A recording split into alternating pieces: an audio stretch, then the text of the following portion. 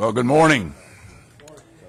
9 o'clock, and we'll begin. We appreciate you being here, and we will proceed with our planned agenda. We've got one item on the agenda that we want to remove.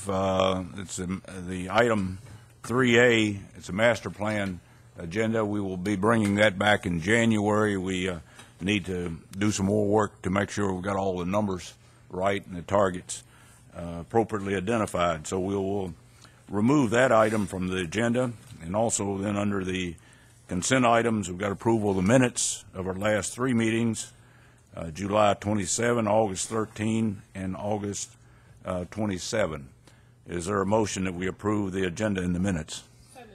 Got a motion? Got a second? Any questions or discussion on any of those items? If not, all in favor say aye. Any opposed? Minutes and the agenda are approved. I want to thank Carolyn for chairing the August 27 meeting. I got the meeting mixed up on my calendar. It was changed between Eastern and Central Time. Got my calendar all messed up, so sorry I missed that. But appreciate Carolyn serving as chairman. We'll go to the action items on first reading. The first is the traditional licensure policy. And David, you got that? Thank you, Chair and members. This item is in response to Public Chapter 1072, which was passed last year, which was a law designed to help higher ed faculty move into high school classrooms and teach in high schools in a more streamlined fashion. The rules are embedded within our transitional licensure policy. These teachers would be required to pass the same licensure exams that anyone else would have to take, whether traditionally licensed or transitionally licensed. Also these teachers would need to complete the same in-service training requirements and mentoring requirements as provided for in the other statutes. I'm not sure that this is a faster or necessarily better. I think it's just a different than the route that we have for other folks who want to move into teaching from another space with a bachelor's degree or higher. The difference is this license would be limited to grades 9 through 12 because that's what the law requires. Now I'll answer any questions you might have. Okay, any questions for David? I think it is important to note that the only thing that's really changing there is the item G5. That's the addition, the rest of it. That's correct. Everything else stands as is. This does require clarity and collaboration, though, with the institutions of higher education, right? Around the annual evaluation component. Yes. So there's some peculiar language within the statute itself that requires those who are moving to have a proficient, and that's a sort of a term of art we use over on the K-12 side of the house, proficient evaluations, and that's not really a term that they use. So there's either one of two things are going to have to happen. Either in the implementation side of it, that'll have to sort of be worked out with the folks in the department, the licensing division, on what would constitute a proficient evaluation, or two, to actually go back into the law and sort of make that a little more specific. So, either way will work, but for now, just to get it moving forward within the policy, I think this will probably be the last time you'll have to make any additions or changes to that policy relative to this code. I do think it's a good addition to the talent pipeline, though, for high school. And that was the intent. Make sure that's streamlined. Okay. Questions for David? Okay. If not, is there a motion to approve? So moved. Got a motion. Second, Lonnie. Any question, discussion? Okay. All in favor, say aye. Any opposed? Motion's carried. Thank you, David. You can proceed to the next item. Thank you, Chair and members. This item is presented in response to Public Chapter 999, which directs the State Board to set class sizes for virtual schools and e-learning classes. There's been a lot of discussion and some research that helps bear out that maybe these class sizes could be larger than those that are enumerated in code. So in response to that, we worked with, I'd like to thank Dr. Earhart, the department. She did a lot of work with us on finding, reaching out to school districts that are currently engaged in e-learning to get their feedback on policy. We talked about what would be a reasonable variance from that. I mean, I don't think you want to have a situation where one teacher's overseeing 250 kids or anything like that. So what would be reasonable? We want to make sure that the schools that were engaged in that were the schools that needed that variance were worthy of that variance. So the policy says that if the school's value-added scores are 3 or higher, then they can have an up to 25% variance on that. I think this is something we need to look at over time. And if we see that, maybe it needs to be 30% down the road. But for now, this seems to be a very reasonable way to approach this. And I'll happily answer any questions you might have. Okay. Questions for David? No questions. Is there a motion to approve? Got a motion to approve. Mike, second? Got the second. Okay. Jean Ann? Okay. Any questions or discussion? Okay, all in favor say aye. Aye. Any opposed? Motion's carried. Thank you. Thank you. Automatic revocation rule. Danielle. Good morning, Mr. Chair and board members. Before you have a item on first reading to include 2 offenses for which, if a conviction, these educators would be automatically revoked, and those are sexual battery by an authority figure or statutory rape by an authority figure. You'd be surprised that when these individuals do get convictions, they do request hearings when we propose to revoke their licenses, and honestly, no judge is ever going to side with them, so it sort of wastes our resources in docketing cases and hearing them. So we were just wanting to add this on the list of automatic revocations. Okay. Questions for Danielle? Any questions? Okay, is there a motion to approve on first reading? Got a motion? Second. Lonnie? Carolyn? Lonnie? Okay, any questions or discussion? Okay, all in favor say aye. Any opposed? Motion is carried. Thank you. Next item, item D, head lice rule there. Jan?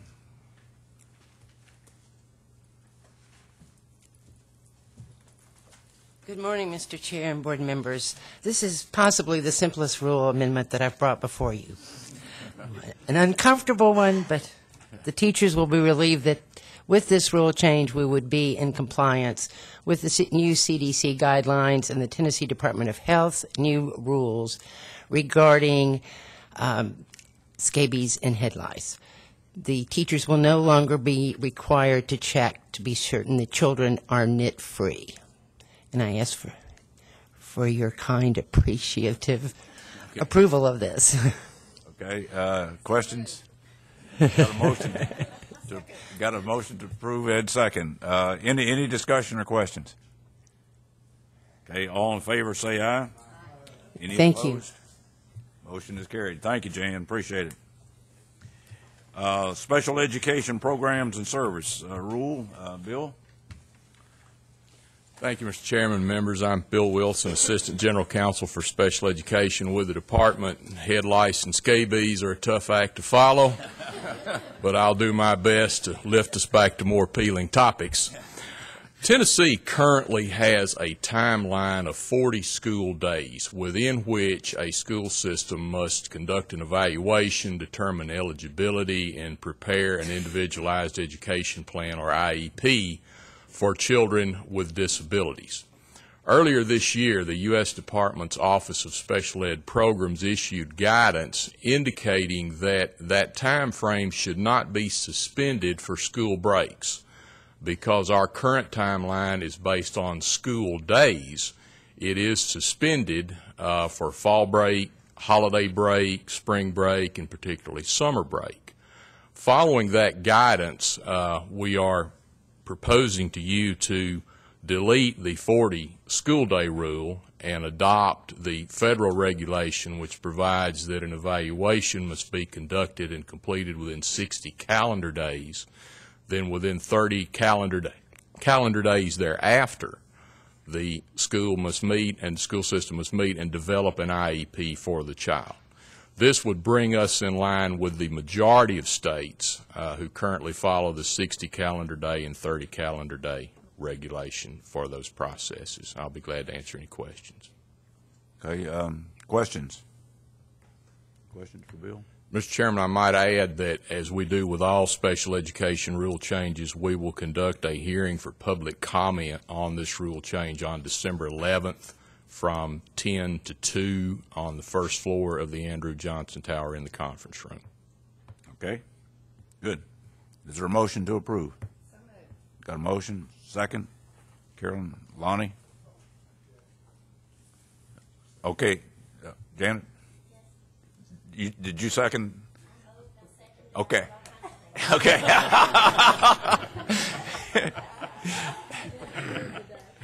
Okay, we're going to have to start getting people to raise their hand around here, so we... Okay, we got a motion to approve and a second. Any question or discussion? Okay, all in favor say aye. Any opposed?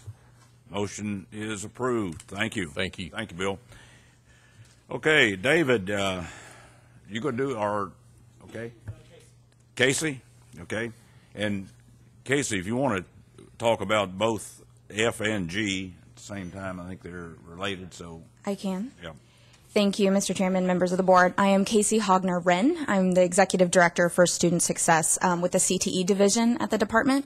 The first item is the Inventions and Innovations Curriculum Standard. This is a first reading of these standards. This course is a new course standards in the area of our science, technology, engineering, and math, so our STEM. It's a foundational course for middle schoolers, and these standards are a revision to a course that we have had in the past. It provides integration of science, math, technology in a more applied way, which we believe is in alignment with the Common Core. And the update of this curriculum includes new standards that align to revisions at both the national and international levels, given changes in technology, et cetera. This course prepares students to participate in many of our high school courses and programs of study by allowing them to learn brainstorming, visualizing, modeling, constructing, experimenting, and refining design skills in the invention and innovation of a new product or process or system as a middle school student. The second course, the technological design course, is similar to Inventions and Innovations, and then in that it's another course in our suite of STEM offerings. This is a new course that's meant for students at the 10th grade level and will increase the rigor in our STEM programs of studies that we are updating now for students who have an interest in pursuing careers in engineering or other technological fields. In this course, students solve real-world problems with systems thinking by building skills in design, sketching, modeling, and problem solving, and by building a deeper understanding of engineering resources and core technologies, so core understanding of that engineering process. Okay. Questions for Casey? I have just one question. Can you just verify that these will be aligned to the Common Core? We can Integration. absolutely we can take time to do that before the second reading, but we do believe because of the applied nature of these courses and the revisions that we feel good about that right now. Okay, thank you. Other questions? Casey, one of the things I noticed in there is a requirement that the student be able to cite the TSA motto and creed. I'd be real interested in what that is. But That is our. like that? I cannot. That is our career and technical student organization for technology and engineering students, and we do believe that it's important for our students to have a place to demonstrate their leadership skills, which we feel is important in all of our career and technical education classes. All right. Well, I guess one other question for the 10th grade course. I know the prerequisite you identified as Algebra 1 preferred, not required, and no science required. Of course, most students, by the time they get to the 10th grade, are going to have a fair amount with the new curriculum. But I'm just wondering why we don't have a requirement for Algebra 1 in at least some science. I believe you're preaching to the choir. I'll bring up Lynn Cohen to address why we've chosen that as preferred and not required. It's been our understanding from the past that our role is not to set requirements, but to recommend the courses. So that's the reason that they are there. We would like the same happen science. I would strongly prefer that it was required, but we were under the impression that was not something we could require. Mr. Chairman, I'd like to suggest that we review this requirement and determine if that's the way we want to move forward in the future, and make, if an adjustment's needed, let's make it before second reading. Okay, and I think that's a good suggestion. Mike? So is it the school board that, if it's not the department, who is the entity that makes the requirement?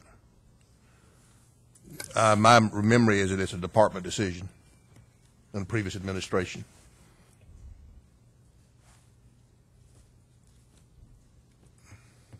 Okay, I think, I guess my suggestion is we take a close look at this.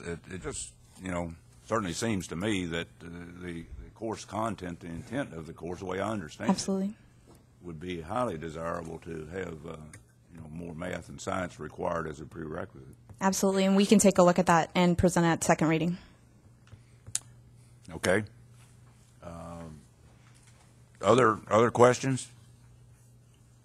Okay, is there a motion that we approve items F and G with the understanding that we'll come back on second reading with careful discussion of prerequisites? Mike? Not just limited to Algebra 1, but any recommendation that they have that would make this what Right. it needs to be. Yeah, right. So we come back to on the second reading with the third discussion of what prerequisites are needed for particularly the 10th grade course. Okay? Somebody willing to make that motion? Got a motion? Second? Got a second? Any discussion? Any further discussion? Okay, all in favor of approval of items F and G, say aye. Any opposed? The motion is carried. Thank you. Thank you, Casey. Appreciate it. Okay, you've got the next one. I do. Okay. The automotive technology curriculum standards, this is a first reading of an update to our curriculum standards. This is a suite of courses, and it represents a change to the standards of all 4 of our automotive courses in our automotive technology program of study. Currently, our 4 courses in this program of study are aligned to Automotive Service Excellence, or ACE, national curriculum, and they're currently organized by topic. So, example, you would have brakes, and then you would learn about steering, and then you would learn about electronics, and so forth. This new curriculum is entitled Maintenance and Light Repair 1, 2, 3, and 4, and it represents a fundamental shift in the way that industry standards are being looked at by the National Automotive Technicians Education Foundation, or NATEF, which is a certifying agency for all Tennessee automotive programs at both the secondary and post-secondary levels. This shift takes a more holistic approach to the curriculum and is in alignment with levels of accreditation. So rather than doing that in topics, you're doing it all at once, all through the 4 years. The shift takes a more holistic approach, like I mentioned, and it better prepares students for entry into the maintenance and light repair automotive industry, and it will permit continued dual credit and dual enrollment opportunities in the future. Okay. Good. Mike? Upon graduation, does a student have a certificate? They are eligible to sit for the ASE Certified Maintenance and Light Repair Technician exam, yes. Okay. Other questions? Is there a motion to approve? Got a motion from Mike. Is there a second? Second. Okay. Any questions? Okay. All in favor, say aye. Any opposed? Motion is carried. And Casey, you're I am going still to on. keep on, yes. Okay. So the next item is our barbering curriculum standards. This is a first reading of these particular barbering standards at the state level. This suite of courses makes a new barbering program of study. Currently, local systems have requested and are currently teaching barbering programs through the special course approval process. We have seen an increase in the request for this course by local systems, and because of that, we would like to present a state-approved suite of courses to ensure we have consistency and a higher level of rigor in this specific topic. The program of study provides opportunities for dual credit, dual enrollment with post-secondary institutions, as well as the opportunity to sit for the Tennessee Certified Barbering License after completion of 1,500 hours of coursework. Okay. Questions?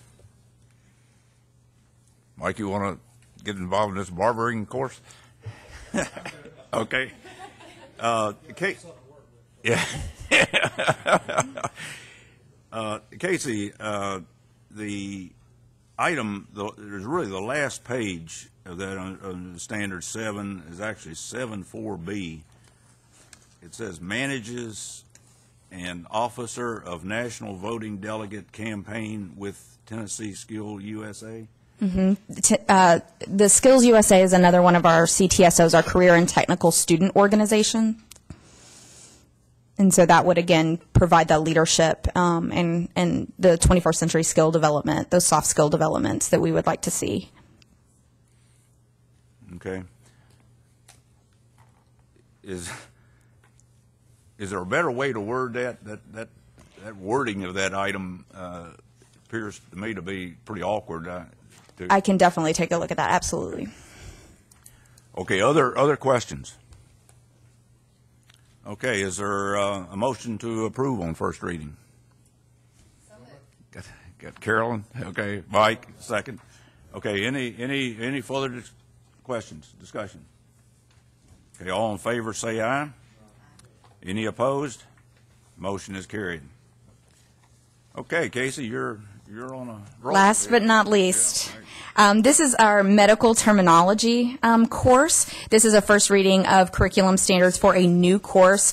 This course represents an offering in the health science career cluster. There are several local systems currently using this course through the special course approval process, many of which are offering this course as dual enrollment or dual credit with a partner post-secondary institution.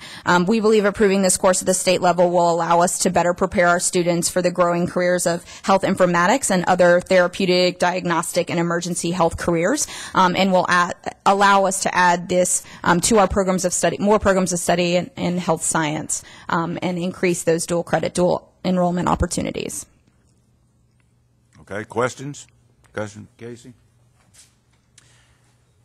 Casey, I would have a question on a prerequisite there, too, of whether, it would seem to me that biology would be a very appropriate prerequisite for that. And so I think we can add that to our discussion when we come back of.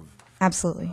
Or is there an appropriate prerequisite need there, and what are the advantages of identifying that, or if there are problems in identifying, let's talk about it. But absolutely. Okay, questions? Okay, and you may have mentioned it. Does this lead to a certificate? Eligibility? Not this course specifically, but we do have many health sciences programs of study that do. So this would allow us to add that dual credit, dual enrollment in addition to those. Okay. Questions? Okay. Is there a motion to approve?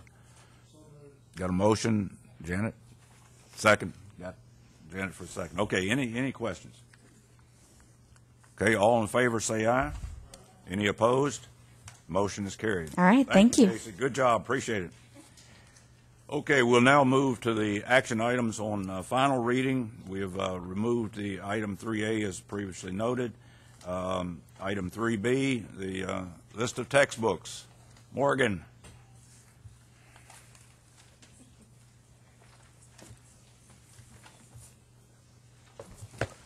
Good morning, Mr. Chairman, Commissioner, members of the board. You have been posted a list of textbooks on the website. The list is 109 pages, so that's why you don't have a copy with you. It's trying to save trees around here and be environmental safe. But The Textbook Commission on October 10th approved the list that you had on the website, and they're asking your approval of that list today. These books have been reviewed by a cadre of teachers who were trained extensively on the Common Core for English and language arts, and they have really vetted these books. And so the commission approved them on the 10th and asked your approval today. Okay. Any questions for Morgan on the list of textbooks for approval? I think you covered it, but it had these recommendations have been thoroughly vetted in light of Common Core, right? Yes, yes, using the publisher's criteria. Thank you. Mike?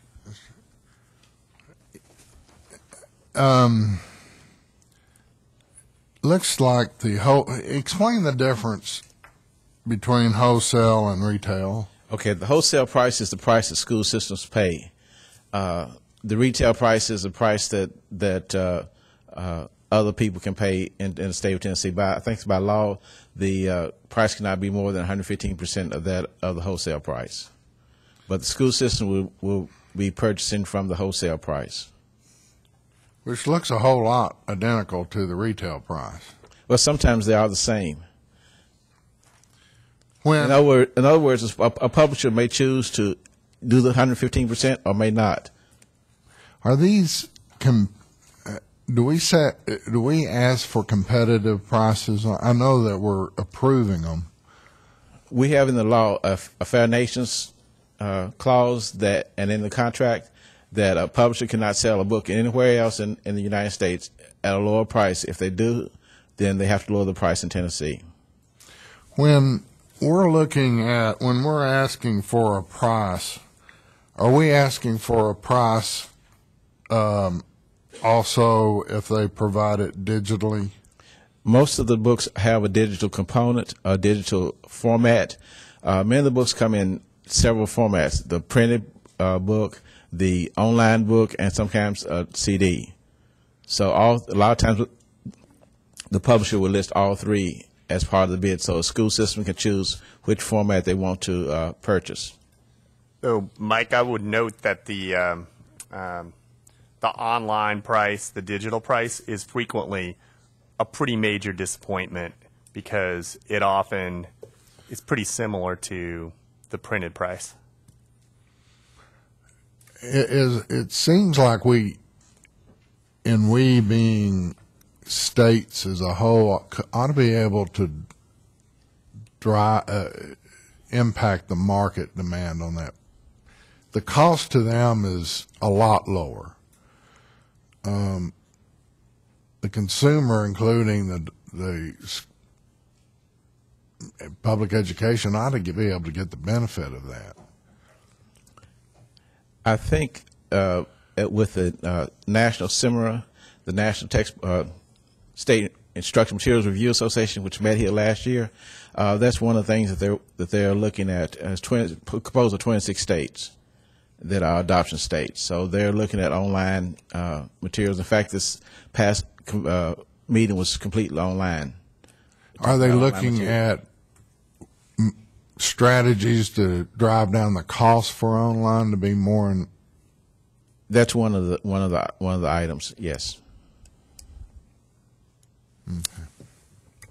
Okay. My question is, we're changing the writing assessment in the lower grades to fiction and nonfiction. Is that covered in these textbooks, that the students would have enough information to begin that process of learning how to do that? Yes. One of the components was a writing component in the non-negotiables that the reviewers used, and so I'm sure that is part of the Common Core, so that will be included. Okay. Other questions?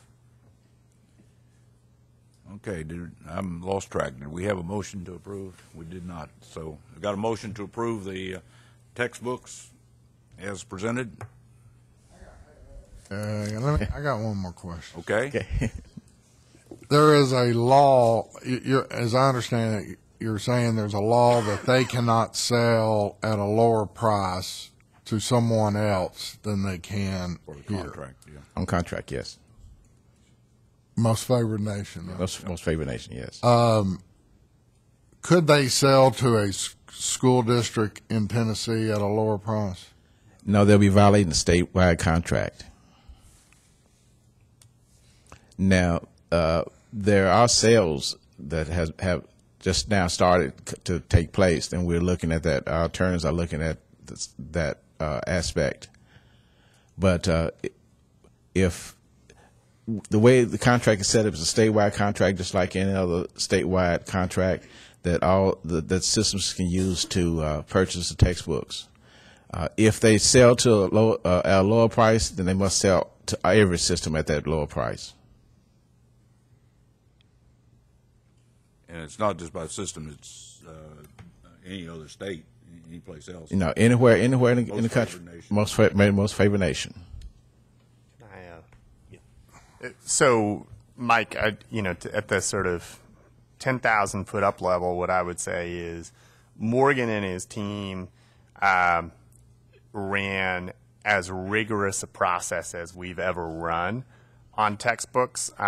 It was having non-negotiables that people had to look at, and bouncing textbooks back to publishers because they didn't meet non-negotiables was a new thing. And bearing down really aggressively on Common Core was new, and they did a fantastic job on that. The world that we live in, though, with textbooks, it's a nonsensical world. It's almost as if the last 15 years haven't happened in this country.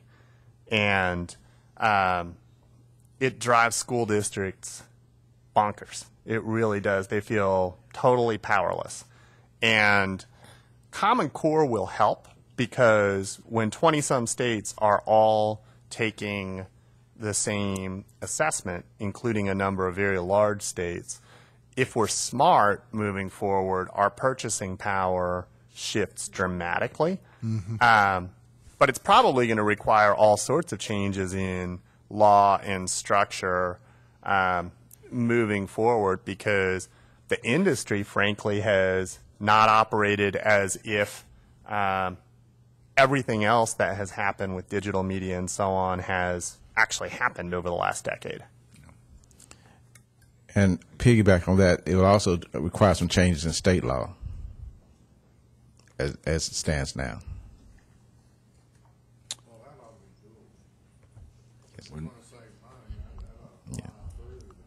Yeah. Right. Okay.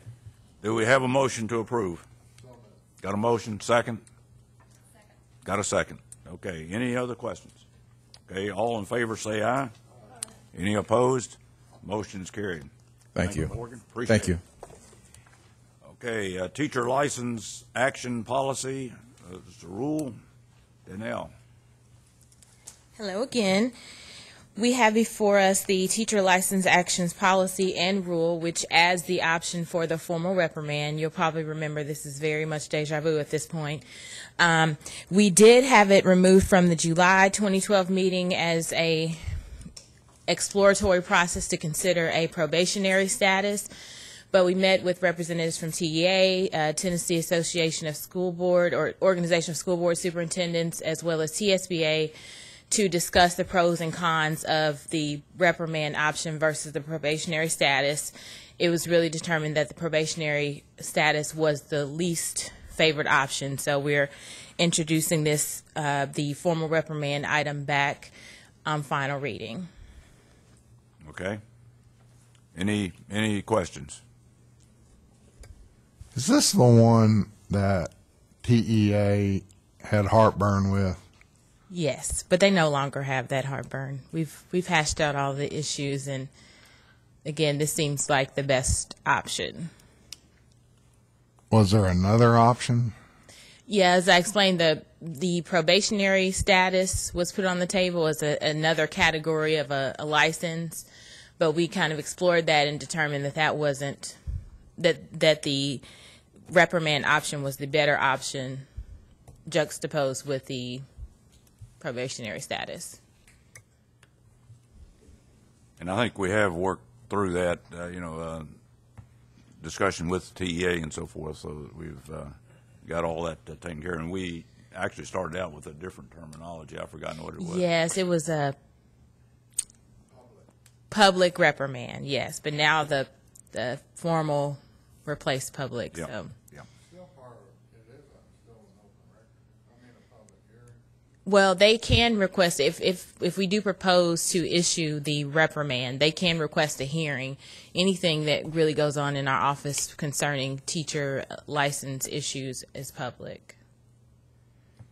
Okay. Also, let me just point out, you're approving the policy and the rule. That attached chart is just a visual representation for your understanding. That's not incorporated into the rule. Okay, is there a motion to approve? Got a motion, second, Lonnie, and second by Mike. Yep. Okay, this requires a roll call vote. Vicki, if you could call roll, please. Ms. Ayers? Aye. Mr. Edwards? Aye. Ms. Justice? Aye. Ms. Perry? Aye. Mr. Roberts? Aye. Dr. Rogers? Aye. Mr. Ralston? Aye. Ms. Sloyan? Aye. Okay, the motion is carried. Thank you. Okay, the next item is the approval of high school courses, course substitution clarification. Yes, Heather. Yes. Good morning. Good morning. Thank you, Chairman and Chair members. This is actually just really a clarification to a section of a footnote. And so what we wanted to do is actually amend this to be consistent with the full credit that is given in the approved high school course list that's part of board policy for marketing education. And so it's been previously approved. This is just a footnote in the social studies section that we just want to reflect that full credit. So where it currently says 1/2 credit in the social studies footnote, it would just reflect that full credit given. Okay. Questions for Heather? Any questions? Is there a motion to approve? Got a motion? Second? Got a second. Any questions? Basically, it's just, I guess, a technical correction or clarification is what it amounts to. Yeah. Okay. All in favor, say aye. Any opposed? Motion is carried. Thank you. Thank you. I appreciate it. Okay. Now move to the teacher license actions. Janelle?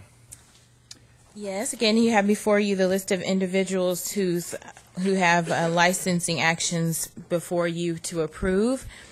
I'm happy to answer any questions at this time. Any questions on any of the actions that are proposed here? Any questions? Is there a motion to approve the actions as recommended? Got a motion, Carolyn, second by Mike. Any further discussion? Any questions? Okay, this requires a roll call vote, so Vicki, if you could call the roll, please. Ms. Ayers? Aye. Mr. Edwards? Aye. Ms. Justice? Aye. Ms. Perry? Aye. Mr. Roberts? Aye. Dr. Rogers? Aye. Mr. Ralston? Aye. Ms. Sloyan? Aye. Okay, the motion's carried. Danielle, thank you. Thank you. Let me note that the future meetings that we have for 2013, February the 1st, April the 19th, July the 26th, October the 25th. We will normally have a workshop before each one of those meetings. And I would like to note that I know some of you were at the workshop we had yesterday. I think we had an excellent workshop, covered some really important stuff that the department is working on. So Commissioner certainly appreciate the good work at the workshop yesterday, good reports there. I think we're involved in some very important and very interesting things that will certainly improve K-12 education in Tennessee. Commissioner, any comments before we adjourn here? None. Okay. Gary, anything? Okay. Very good. I thought, we got so much time here today. I thought that let me clarify again, and for those in the audience, the Andrew Johnson Tower will be remodeled, and we'll be moving out on December the 5th. So we'll be located in Metro Center, but we'll have our same phone numbers and email addresses. So if you need to contact us, you can use the phone numbers and email addresses, but we'll be in a different location until September. Okay. Anything else? Any other comments? Okay, the meeting is adjourned. Appreciate it.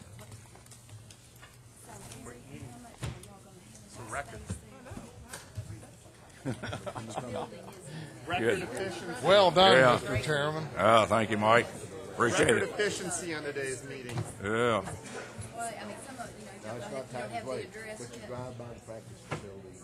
Vicki, do you have the minutes that I need to sign? Okay. Okay.